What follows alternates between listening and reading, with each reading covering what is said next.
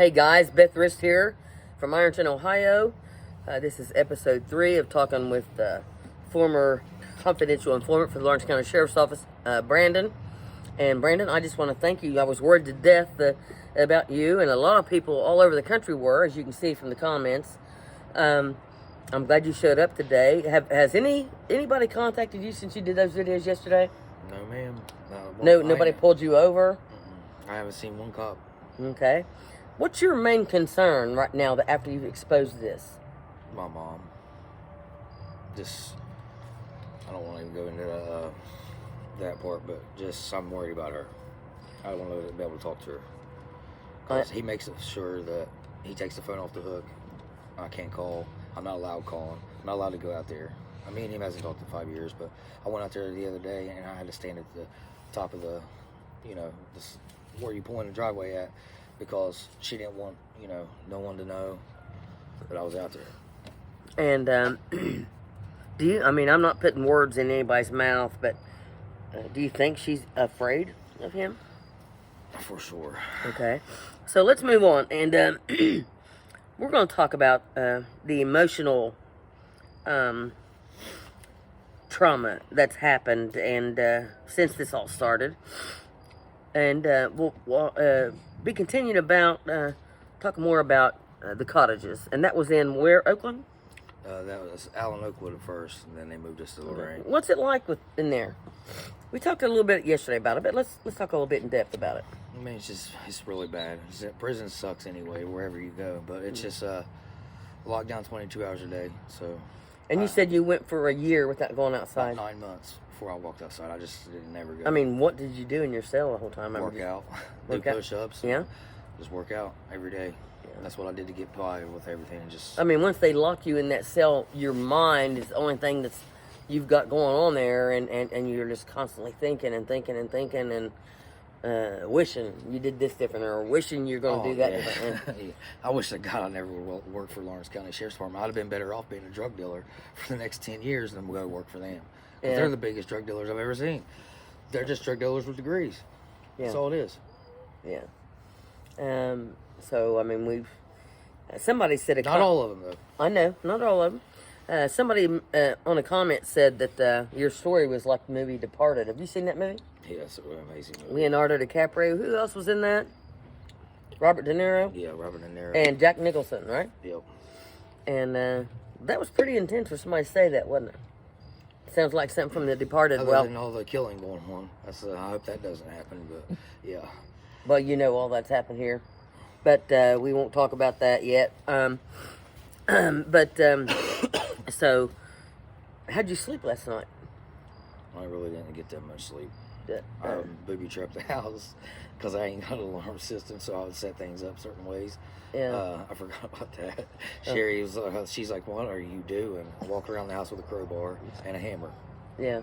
Pretty much. Yeah. Because I can't have a gun because I'm a felon. Right. They'll take me back to prison for 5 years automatic. So. Yeah. Can't keep a gun in my house. So at least now they know that I ain't got one, right? Well, you're telling the truth. If anything happens to you, everybody knows it. Somebody said on here, too, on a comment, I don't know who you were, sweetie, that if anything happens to you or me, everybody will know who's responsible. So, I'm ready. I've been ready. Yeah, I'm ready. I'm ready for the good Lord. I can't wait till that trumpet sounds and my name's called. I think this is hell. I think Earth is hell. I'm really waiting for see what the Sheriff's Department's face is when they get served papers. Well, there's we've already contacted several attorneys, right? Yes. And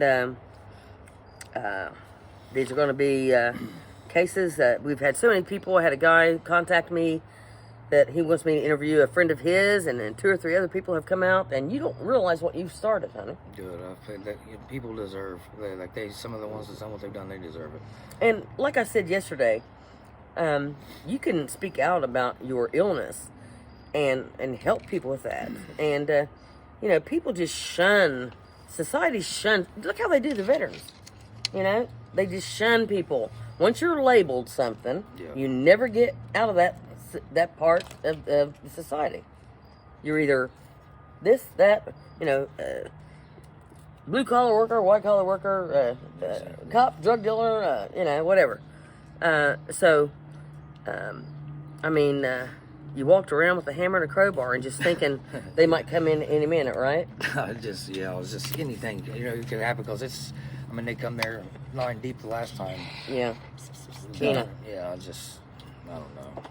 So, I just hope I can't get in trouble for releasing certain things. That's why I worry about. You can't get in trouble for speaking the truth, Hunter. Okay. And if you do, this town will go crazy. Yeah. Have you seen the support? Have you seen the support you got on there? Yeah, and if they would deny it, then they need to be called for the lie detector. They can't deny it because you're 297, right? Yeah. And everything's documented where you bought everything, right? It should be. Yeah. As far as I know, it should be. I don't know. I don't know how that side works. I did sign papers. Right. I just don't know what I signed. Well, not just like if you have an attorney and you need their help and they say, sign here, sign here, sign here, sign here.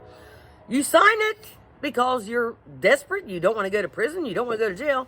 And then look what happens. You don't know what the hell you signed. Right? So, your friends, have they reached out to you and said, hey, man, you okay? Well, you don't have a phone, so yeah. The ones that, know how to get a hold of you. I literally talked to 3 or 4 people with my fiance. That's it. Okay. Well, let's just go in. I want to talk more about the minute that they arrested you. And you talked a little bit about how they got you out of Lawrence County because they didn't know what could happen. Oh, well, after what he did to me? Yes. After Randy Goodall did to me. Yes. After all that happened, they pulled me out of the cell and sent me down to Portsmouth. And I was the only, and I guess it was like a special thing because they're not allowed to house any Ironton. They sent me and Shane Blanton both there, actually. At the same time? No, at the same time. Okay. They sent us both there to be held until we get right out to our parent institution. So, yeah. So, what's that like when they put you in a van that you're traveling? You don't know your future. You're driving down the road and you're looking out the window seeing everything beautiful and you don't know if you're ever going to see it again, right? For a while, yeah. And I couldn't take it. Like I said, I didn't know how to do time. It just messed me up completely. And I don't care if people call me a pussy or whatever. 4.5 years of my life, fucking, that's my Can't freedom. be replaced. That's my freedom. I'll never get that back. Well, you're free now, right? Yeah. And the best thing to do is just don't mess up, right? I'm not going to mess I know you're not, honey. I'm not giving them a reason to mess with me, so. There you go. Taking the high road. Yeah. So, anyway, we'll be right back in a little bit. It's Beth Rist with Brandon, and stay tuned, okay? God bless.